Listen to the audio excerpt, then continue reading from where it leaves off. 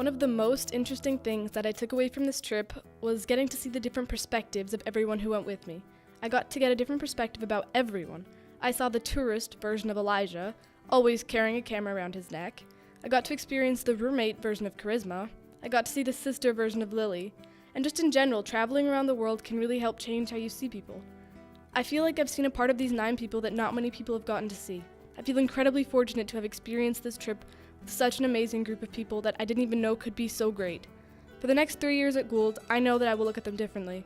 When I see Elijah playing a lacrosse game, I'm going to remember what it was like to annoy him in the back of the bus driving through Ecuadorian streets. When I see videos of Aiden skiing, I'll think of us buying those fake Nikes in downtown Otavalo.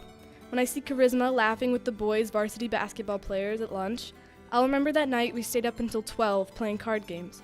If I ever end up texting Frank, Eric, Coco, or Kaya goodnight, I'll remember it since you warned me how everyone used to say goodnight to everyone at least twice, just to annoy everyone else.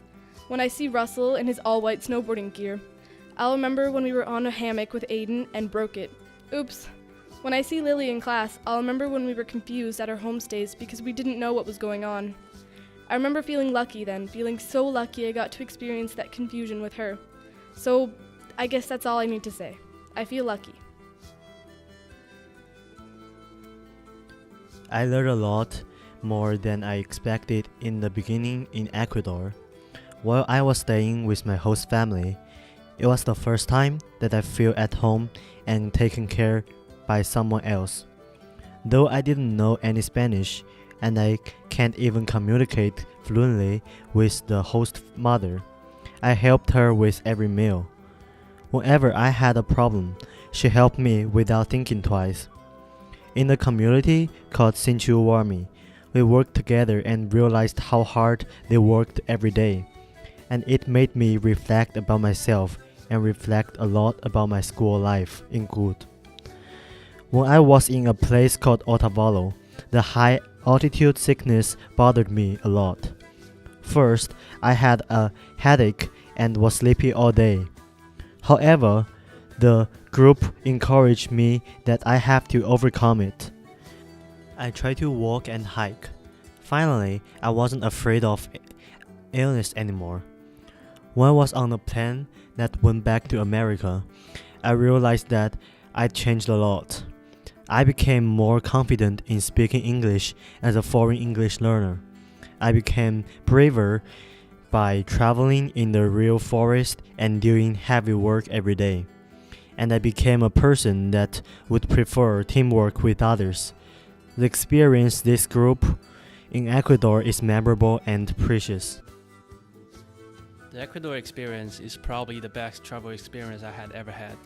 Elisha and I shared the same homestay, and we were so lucky because the homestay host knew English, so we could talk a lot. The best part to me was definitely the last night. We bought a gift to the kids in our homestay. When they opened the backpack, they were so happy to see all the new stuff. I was touched because I saw happiness in their eyes. In that moment, I suddenly realized that everything we did was worth it. We helped to build an English learning center. We came to Ecuador not just for traveling. We were there to experience a different culture, to see what difference when people live in another kind of world. It was such a great time. And to my family, my father did not have much concern for my safety. First of all, we went there with teachers and took a medicine on time. And he thought there's no need to worry about me because I need to experience this life, and this is good for me. But for my mom, that is a different story. Her concern made me feel unhappy because I know I need to have this experience to grow, and seems she did not trust me. Finally, I convinced her, and now she knows that I can travel without her. I know how hard being a mom is to care about your kids every single moment. We emphasize with each other. My parents would find it amazing, all the once-in-a-lifetime experiences that I had in Ecuador. One day, we sat down and ate grubs for lunch, and that was extremely disgusting, but still tasted pretty good. I met some really nice people while I was doing my homestay at Quinatoa-Cuellar for a couple of days. Eric and I had a homestay together, and our family didn't speak any English, so it was a little harder to bond with them like everyone else did. But we still had a lot of laughs with with them, and some really fun times, like when Eric fell through the stairs walking down from where we stayed at night.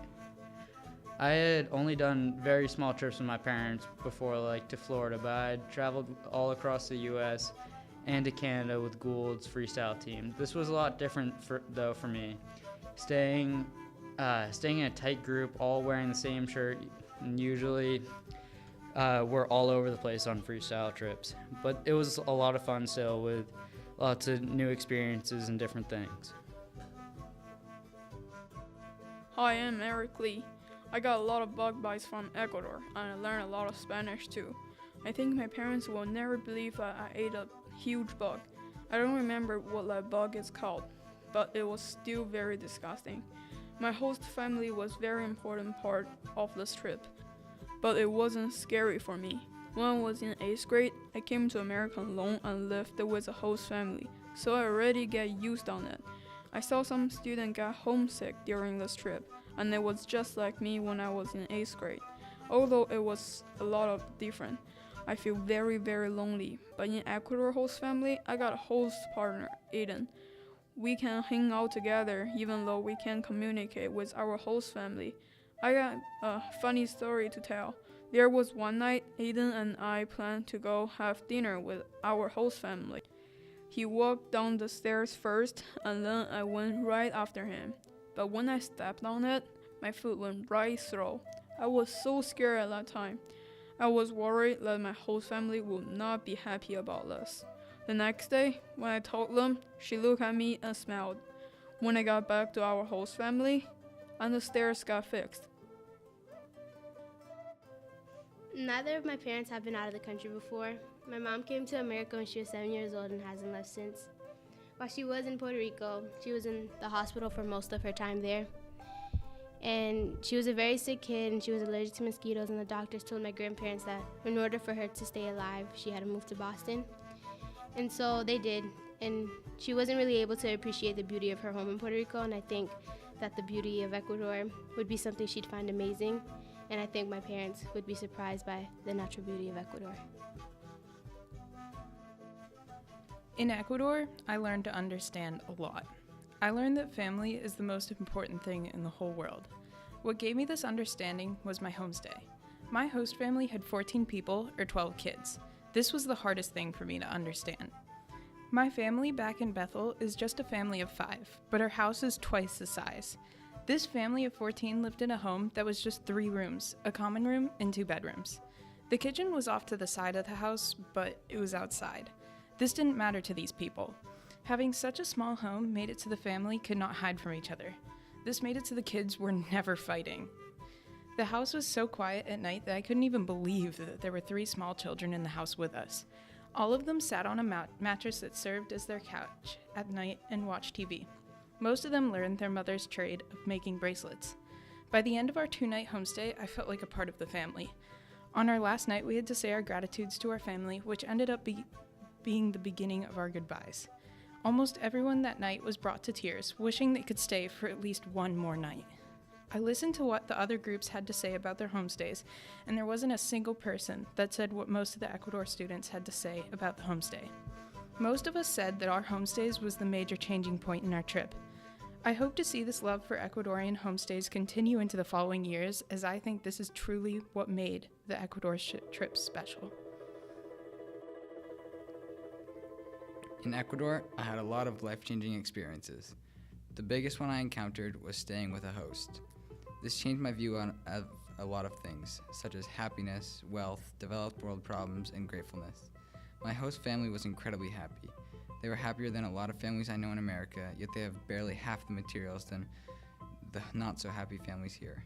What I'm really trying to get at is that happiness doesn't always depend on how much money you have or how much more you have compared to others. Happiness is what you make it.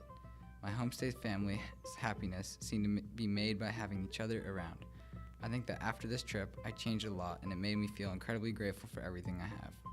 When I shared my experience with my family, my parents had similar takes on it. My parents both were pretty amazed with what we had done. My father traveled around the world quite a bit when he was younger, but I don't think he did what we did at Sinchi-Warmi and at La Libertad. I'm sure they would both absolutely love doing this.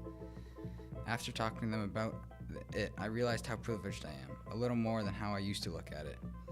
Traveling without my parents wasn't anything crazy because I have done it quite a few times. A few times to Vancouver and sometimes to Florida, Utah, and more. And I very rarely travel with my whole family anymore, so being with all of these amazing friends on the trip made me feel as if I had a family here. All the amazing Ecuadorian people we interacted with really made me feel welcome and as if I could do anything I would to do at home and feel completely comfortable with it. Look, Coco, tarantula! Oh, I'm scared! That was a daily trick that the local kids made on me. They called my name with a cute accent and pointed on my back and said there was a tarantula on my body. Actually, it's a kind of huge spider in the forest. And that's how I learned my first Quechua word in Ecuador. Honestly, the happiest thing during this trip was making friends with the local kids there. They must be the most innocent and adorable kids I have ever met before. I still remembered when I first arrived at their community. They stared at us with their big and curious eyes. They were shy at first, but after I took out my candies for them, suddenly they all came over excitedly. Everyone got a very satisfied smile on their faces after eating the candies. Then they gave me a fist bump just like good buddies. I really had a good time with the kids there. We played soccer, went fishing, and went swimming together. I will miss them all, and hope to go back to the community and see them one day. Bienvenidos! In this slideshow, I'm going to tell you a little bit about the 4-point trip to Ecuador for 9th graders at Gould Academy. So at Gould Academy, we have 4 different grades and 4 different 4-point experiences. In 9th grade, our program focuses on immersion. In 10th grade, it focuses on expression through art workshops. In 11th grade, it focuses on self-awareness through winter camping. And in 12th grade, students focus on independence through an independent project. The goals of the 4-point program are to build class unity through a shared experience, to provide an opportunity to gain insight and confidence in a different setting, and to provide faculty and students insights into each other outside the classroom. There are some different types of learning that students will experience on our trip. The first is empathy, also sense of self, performance, relationships, and decision-making. For empathy, we'll ask questions such as, what do I notice others doing, thinking, seeing, experiencing, and try to get an idea of what life is like for different kinds of people.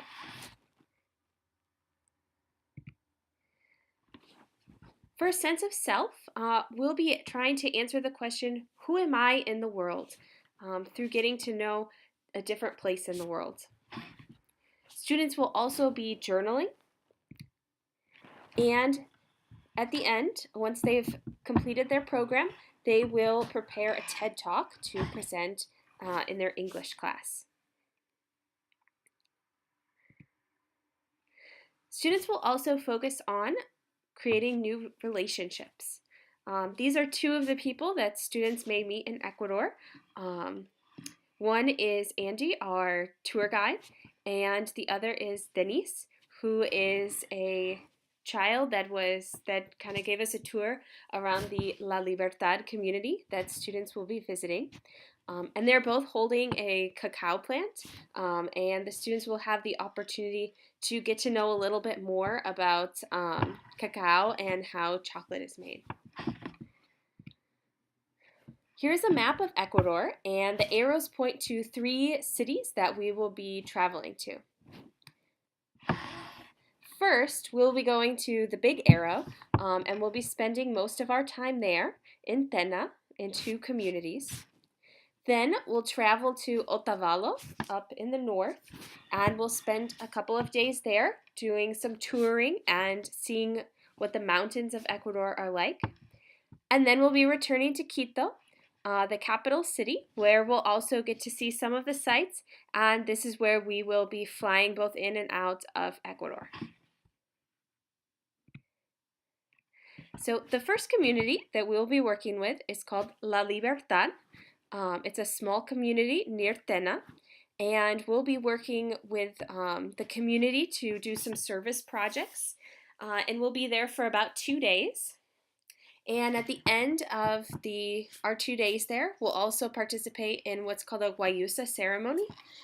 The guayusa leaf is very popular in the Amazon in this region, and it's used to make a tea, which is kind of like coffee there, because it is high in caffeine. After we spend a couple days doing service projects in La Libertad, we will move on to the Sinchiwarmi community, where we'll also do some service projects, and we will stay in their eco lodge, and we will also do homestays. So here in the pictures, you can see this is one of the cabins at the eco lodge, and this group of Sinchiwarmis, which in Quechua means strong women, they've come together in their community and they run this eco lodge.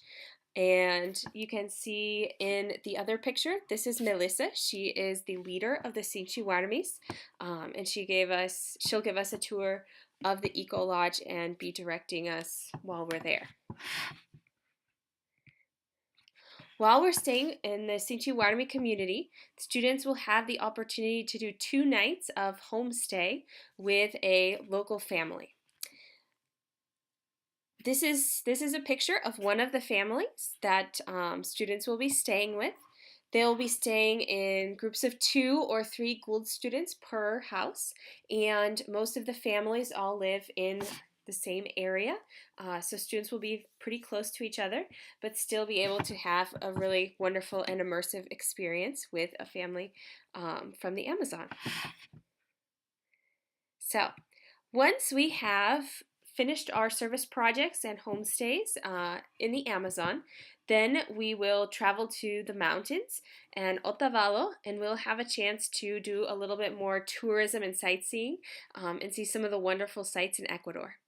So here you can see a picture of the Jumandi Caves. This is actually in the Amazon, and we'll be stopping there to walk through a cave system that is really beautiful. Then we'll travel up the mountains to a town called Papayacta, and this is a town that has natural hot springs, and so we'll spend a few hours having lunch and also getting to swim in the hot springs. And then we'll travel up into the mountains some more, and we'll go to Otavalo. And when we're in Otavalo, we're going to visit this lake. It is called Lago Cuicocha, which in English means guinea pig lake. And this is a crater lake, so it was formed when an old volcano erupted, and then the ice melted and formed this lake. And while we're here, we will get to enjoy the beautiful view, and there's also a trail that goes all the way around the outside of the lake, so we'll have a chance to do some hiking there as well. Some other sites we'll get to see in Otavalo include the Cascada de Peguche, which is a very popular waterfall. We'll also go to the Mercado, which is a local market, and students will be able to see a variety of different fruits and vegetables that are sold in the market. And there's also an artisan market there as well, so it's a great place to see a lot of handmade goods and buy some souvenirs. And the other one is a picture of the streets of Otavalo, and we'll get a chance to walk around and see Otavalo. And then our final day, we will go back to Quito, and we'll see a few different sites in Quito. We'll visit the Mitad del Mundo, which is the equator. We'll also visit the Teleférico, where we'll go up in a gondola to a mountain and volcano, and we'll get to see a view of the city. And students may also get to see some traditional indigenous dress and dance and music while we're in Quito and Otavalo. And they'll also have the opportunity to walk around Centro Histórico, which is the historic center of the city. And there's a lot of churches in the city has a little bit different feel in the Centro Histórico. In case of an emergency, first you should call the Gould administrator on duty. That'll be the easiest way to contact us in Ecuador. Also, in case of a medical emergency, there are local hospitals in Quito, Tena, and Otavalo, and we also have MedJet Assist. Students also have signed contracts, basically saying that the same rules that they would follow at Gould Academy also apply on this trip, and that they agree to follow those rules just the same as if they were at school. And here are some tips on packing, luggage, and money. Okay. This is the packing list. We recommend that students have one backpack and also a small carry-on. It will be warm in the Amazon, about 75 to 80 degrees, and it will also probably be wet because we're in the rainforest. So it's important to pack accordingly. Students also may be getting dirty as part of their service projects, so it's important for them to pack clothes that they can use for those kinds of activities. And then as we move into the mountains, it does get a little chillier, probably between 55 to 65 degrees. And so it's important for students to have a lightweight jacket or sweatshirt that they can wear to stay warm when we get to the mountains. Also, just a few things to point out. Each student should get a gift for their homestay family. And also, if you have any donations of clothes and school supplies for the community, students can bring these in their own backpacks and luggage, or we'll also have some luggage that is designated for donations.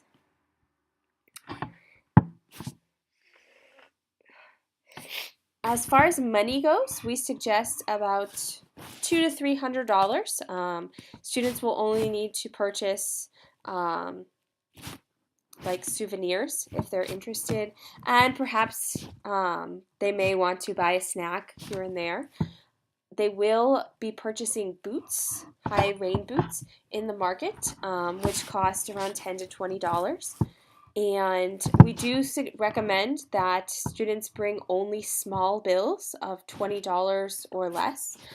It is very difficult to use and to exchange bills of $50 or $100, so we do not recommend that students bring those. For donations in the community, we are looking for school supplies and also clothes. So if you have any of those that you'd like to donate, that would be wonderful. So thank you very much, and I hope the students have a great time on their trip to Ecuador.